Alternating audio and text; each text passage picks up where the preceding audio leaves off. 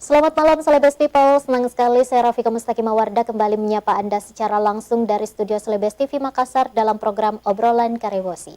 Seperti biasa, selama 60 menit ke depan kami akan menemani Anda, tentu saja akan membahas topik yang menarik untuk diperbincangkan dan tentunya bersama dengan narasumber yang berkompeten di bidangnya masing-masing.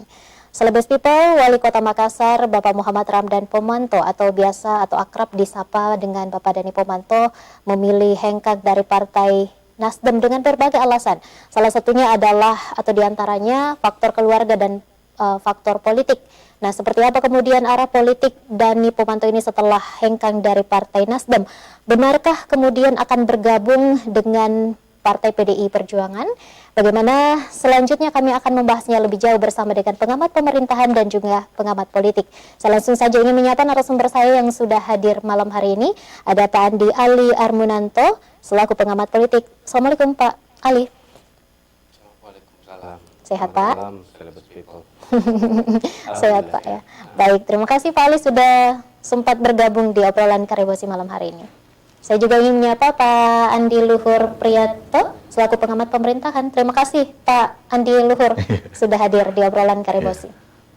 Tema kita pada malam hari ini tertanggal 3 Juli 2023 adalah tinggalkan Nasdem, Dani Pomanto kemana?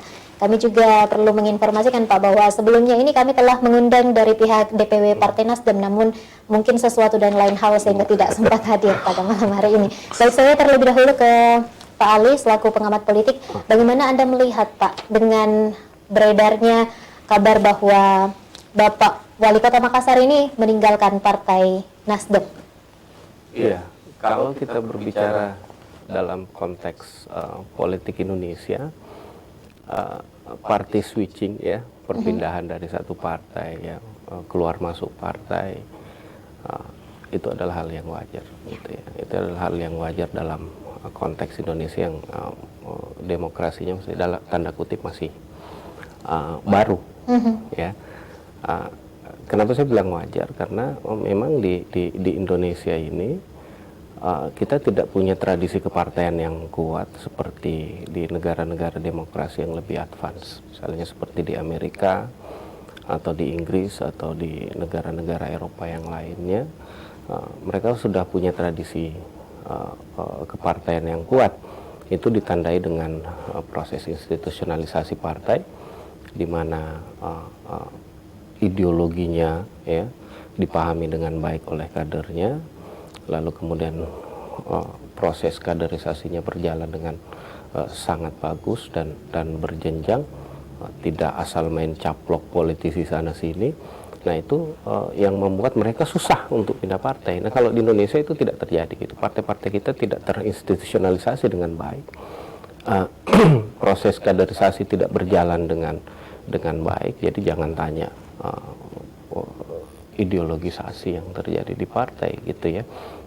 Semua hanya berlatar belakang pragmatisme gitu. Jadi kurang lebih 5 atau 7 tahun yang lalu saya sempat menulis tentang fenomena party switching di Indonesia ini, dan banyak orang yang resah sebenarnya dengan fenomena kutu loncat ya, atau fenomena kalau dibahasakan biasanya bahasa korannya fenomena politisi kutu loncat gitu ya, tapi kalau dalam bahasa kita, bahasa ilmiah ya fenomena party switching gitu. Dan memang dalam penelitian saya menunjukkan bahwa salah satu persoalannya adalah partai-partai yang tidak terinstitusionalisasi, sehingga relasi-relasi yang terbentuk di dalam partai antara partai dengan anggotanya gitu, ikatan-ikatannya itu lebih banyak didasari pada pragmatisme ya. Kebutuhan untuk akses politik, kebutuhan untuk dukungan partai, lalu kemudian kebutuhan partai untuk mendapatkan pengaruh melalui kader-kader yang punya posisi, jabatan, ataupun pengaruh yang luas di masyarakat. Jadi ideologi dalam partai itu tidak berkembang bagus. Hasilnya kemudian ya relasi-relasinya tidak melahirkan ikatan-ikatan yang ideologis, tapi lebih ke pragmatisme. Nah, celakanya kemudian bahwa sistem politik kita kan juga tidak sistem politik yang stabil gitu ya. Kekuasaan itu terus berganti-ganti karena kita berada dalam konteks sistem multipartai, sehingga siapa yang menjadi pemenang itu yang jadi incaran gitu ya. Ataupun ketika ada partai yang mencoba seperti yang terjadi di Nasdem inilah, mencoba keluar dari kekuasaan, itu akan mendapatkan tekanan luar biasa. Dan ya salah satu fenomena hal yang ditimbulkan dari tekanan luar biasa terhadap partai ini adalah kadernya bisa saja berpindah dari partai ini ke partai yang punya kedudukan lebih kuat. Dan itu menurut Pak Ali wajar saja ya Pak ya? Dalam konteks Indonesia itu sangat wajar. Tapi kalau berbicara dalam konteks politik lebih luas, politik kepartaian, di dunia tentu itu tidak wajar. Tapi dalam konteks Indonesia dengan sistem politik dan sistem kepartaian kita sekarang, itu adalah hal yang sangat wajar terjadi. Kalau dari pengamat pemerintahan melihat ini seperti apa Pak? Ini sebenarnya peristiwa politik ya. Kalaupun misalnya ada dampak pada delivery layanan di pemerintahan, mungkin begini ya, paling dampaknya adalah akan ada konstruksi ulang ya hubungan antara DPRD ya sebagai lembaga kekuasaan legislatif di daerah dengan pemerintah Kota Makassar. Terutama kalau kita menganggap bahwa Nasdem misalnya saat ini menjadi mayoritas, menjadi pimpinan di DPRD Kota Makassar. Mungkin akan ada relasi dinamis berikutnya. Kan selama ini kan tidak ada. Pak Dhani berhasil mengendalikan dan tidak berjalan sebenarnya check and balances sejauh yang saya lihat. Ya mudah-mudahan dengan situasi ini, dengan adanya perubahan formasi relasi antara partai yang dominan dengan pimpinan di kekuasaan eksekutif, itu terjadi check and balances dan saya kira bagus bagi pemerintah bagi masyarakat Kota Makassar. Nah, kalau itu dari sisi pemerintahannya. Kalau yang lain ya memang ini problematik kalau kita bicara kader. Di partai sebenarnya tidak relevan kita bicara kader karena tidak ada, ya memang ada partai kader tapi relatif itu ya yang lain partai massa dan basisnya itu adalah followership.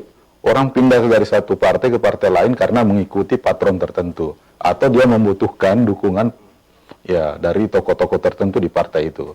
Dan ketika dukungan itu tidak lagi diperoleh, ya dia bisa bermigrasi dan menjadi avanturir politik di partai yang lain. Dan saya kira itu yang disebut tadi sebagai ya fenomena yang lumrah dalam tradisi dan budaya politik di Indonesia. Seperti itu.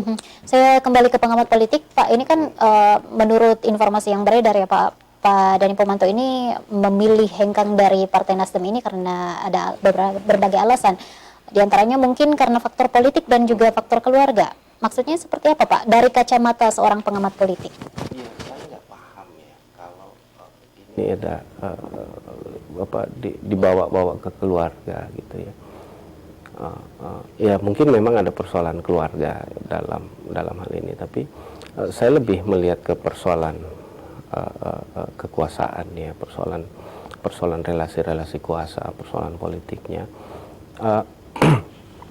Memang dari awal saya sudah menduga gitu ya Pak Dhani akan hengkang dari Nasdem gitu ya, dengan berbagai kejadian-kejadian yang terjadi belakangan, misalnya ketidakhadiran Pak Dhani pada saat Anies Baswedan datang ya, lalu kemudian berbagai saya rasa komentar-komentar dari Pak Ahmad Ali yang menyudutkan Pak Dhani, dan kita lihat juga belakangan bahkan Ahmad Ali menyangkal gitu ya bahwa Dhani bukan kader Nasdem gitu ya, dia adalah kader Gerindra seperti yang diutarakan oleh Ahmad Ali gitu. Jadi memang saya rasa dalam konteks ini lebih politis gitu ya, dan ini kan kalau kita tarik lebih jauh, ini kan juga ada pengaruh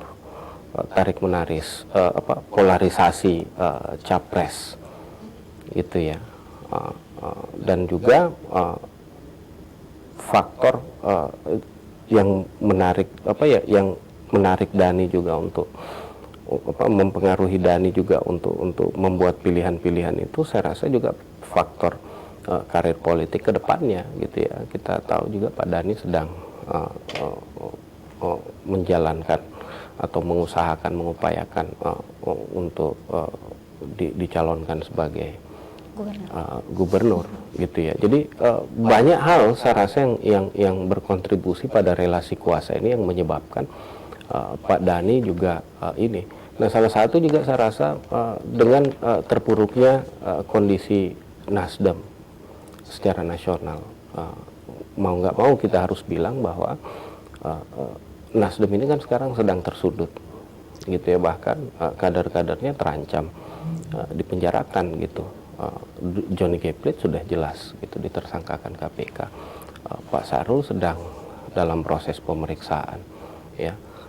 Dan ini kan ini menjadi indikasi bahwa akan berbahaya bagi politisi yang punya visi politik yang lebih besar untuk tetap berada di Nasdem. Ya, untuk amannya ya mesti cari jalan keluar gitu, mesti cari jalan lain yang pilihan-pilihannya lebih aman. Tentu pilihan-pilihan itu ada di partai-partai yang dekat dengan pemerintah saat ini, partai-partai penguasa saat ini. Karena kalau untuk tetap berada di Nasdem itu akan mengancam juga karir-karir politiknya gitu ya. Jadi memang saya rasa memang ini akan rumit dalam proses analisanya, karena kan ini menyangkut konstelasi politik nasional, menyangkut juga konstelasi politik lokal, lalu kemudian relasi-relasi politik personal ya. Jadi ini sangat kompleks, tapi saya rasa indikasi-indikasi yang saya kemukakan itu bisa jadi menjadi beberapa hal yang kemudian mempengaruhi pertimbangan Pak Dhani untuk hengkang dari Nasdem.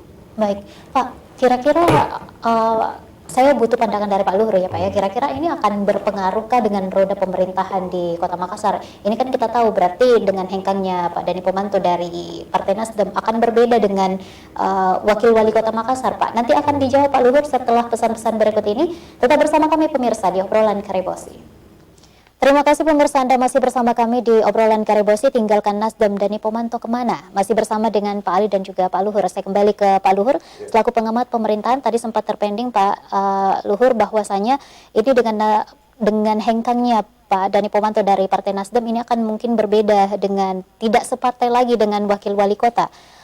Apakah itu mempengaruhi roda pemerintahan di Kota Makassar, Pak Luhur? Ya, dalam konferensi pers tadi ya, kalau yang saya lihat di media, stressing itu poin itu bahwa meskipun dia berpindah partai, relasi antara wali kota dan wali kota, antara Pak Dhani dan Fatma, dia jamin tidak akan berubah. Itu di panggung depan. Dan artinya begini, statement seperti itu kan bisa kita baca dalam banyak perspektif ya. Salah satu hal misalnya, apakah kemungkinan ada dinamika yang terjadi di partai, dan itu sudah terjadi, misalnya Pak Dhani sudah tidak di Nasdem, tentu juga secara kelembagaan Nasdem akan mengambil posisi yang berbeda dengan yang sebelumnya.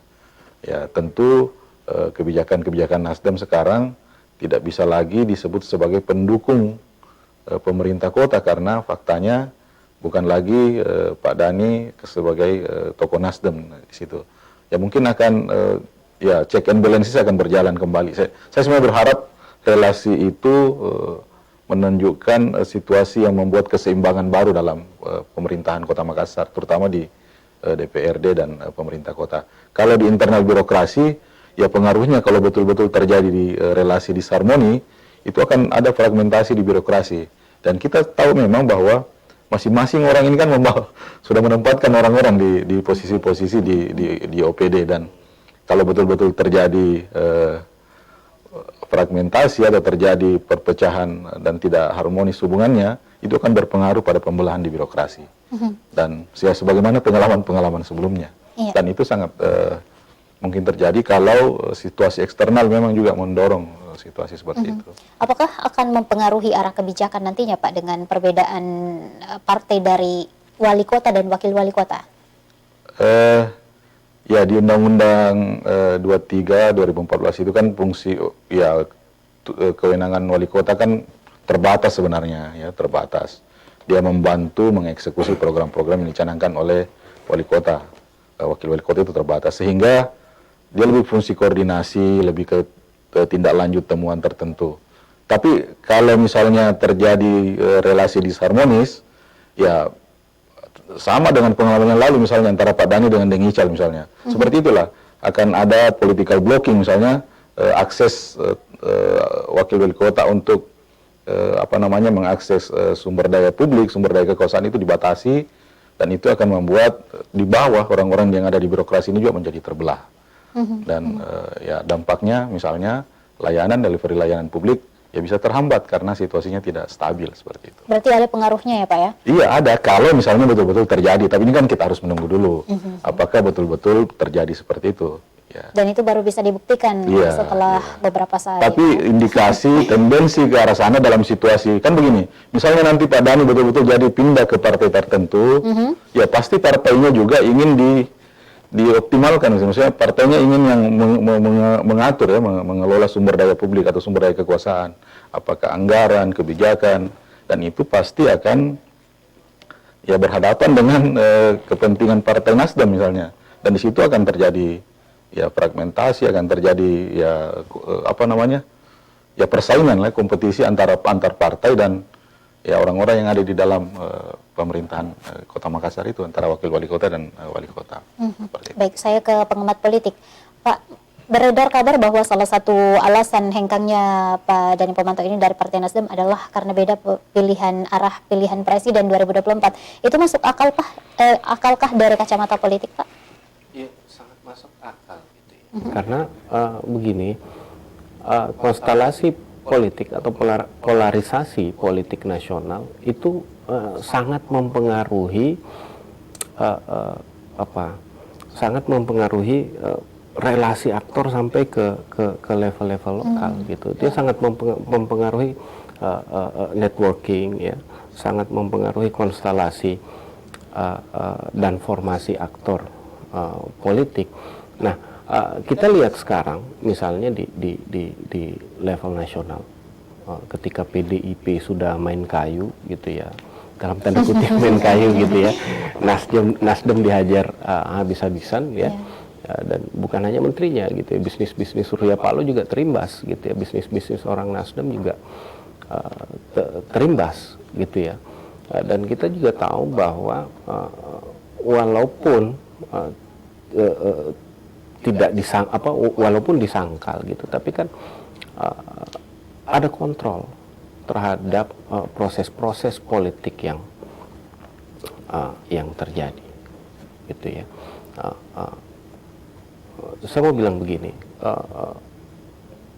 penetapan Johnny G. Plate sebagai tersangka itu sangat politis. Penetapan status Pak Sahrul ya sebagai orang yang sedang diselidiki KPK, terperiksa, status terperiksa, itu juga sangat politis. Ini karena persoalan beda pilihan capres ya, dan jauh-jauh hari Dhani Pomanto juga sudah menunjukkan sikap itu ya, dengan ketidakhadirannya dalam untuk menjemput Anies ketika berkunjung di Makassar, tidak hadir dalam event-event politiknya Nasdem. Sementara di sisi lain Dhani Pomanto sendiri sedang mempersiapkan dirinya untuk menjadi calon gubernur, dan tentu saja salah satu yang jadi jualan calon gubernur ini selain prestasinya juga rekam jejak politisnya gitu. Nah, untuk menjaga rekam jejak politisnya ini supaya tetap bersih, ya tentu saja harus jauh-jauh dari jebakan-jebakan politik yang mungkin ada gitu ya. Nah, salah satu mungkin yang saya anggap tadi bahwa akan berbahaya bagi Dhani jika terus mendukung Nasdem dan juga memilih Ganjar sebagai memilih Anies sebagai presidennya, karena ini akan berimbas ke karir politiknya ke depannya. Nah, itu tadi bahwa Pak Dhani kan punya visi untuk jadi seorang gubernur. Jadi bukan hanya, saya rasa bukan persoalan kemudian kendaraan politiknya, tapi juga lebih ke persoalan bagaimana menjaga track recordnya supaya tidak tergelincir dalam kasus-kasus yang mungkin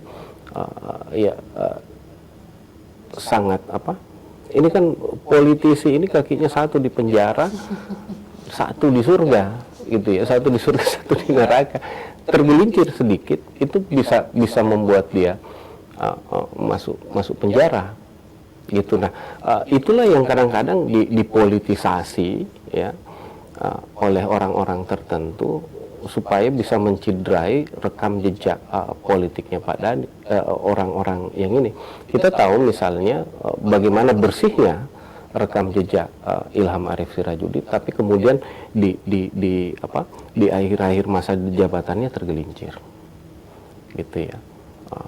Lalu kemudian bagaimana prestasi-prestasi yang ditorehkan Pak Sahrul, tapi kemudian setelah Nasdem memilih Anies dan pilih keluar dari koalisi, posisinya jadi terancam semua, gitu. Jadi ya itu tadi yang saya mau bilang. Tentu Pak Dhani sudah menghitung-hitung atau mempertimbangkan dari awal bahwa faktor-faktor politis ini akan sangat berpengaruh bagi karir politik ke depannya. Oke, Gitu. itu berarti artinya Pak Dhani ini sudah tepat begitu ya Pak ya? Dari kacamata seorang politik. Dari kacamata politik itu manuver ini sudah sangat tepat, dan langkah yang paling bagus saya rasa yang dilakukan oleh Pak Dhani untuk kondisi politik saat ini. Gitu. Baik. Bagaimana dengan program ataupun visi misi dari pemerintah Kota Makassar, Pak? Adakah kemungkinan terpecah kalau tadi arah kebijakan? Kalau program-programnya gimana, Pak? Ya, kalau secara formal kan sudah dilembagakan, sudah dilaksanakan dalam bentuk Perda RPJMD. Ya, kalau mau konsisten, ya, siapapun sebenarnya, bagaimanapun bentuk perubahan hubungan kepartaian antara wakil wali kota dengan wali kota, antara wali kota dengan DPRD, ketua DPRD misalnya, ya idealnya ya kan sudah ada tracknya, silahkan dieksekusi. Yang menjadi masalah kemudian adalah ketika terjadi perubahan dan relasi dinamis di bidang politik, ya memang ada perubahan-perubahan hubungan biasanya. Itu partai-partai yang selama ini mungkin mendominasi itu akan berubah posisinya ya. Mungkin dia akan menjadi mitra yang lebih kritis. Mungkin akan ada partai baru yang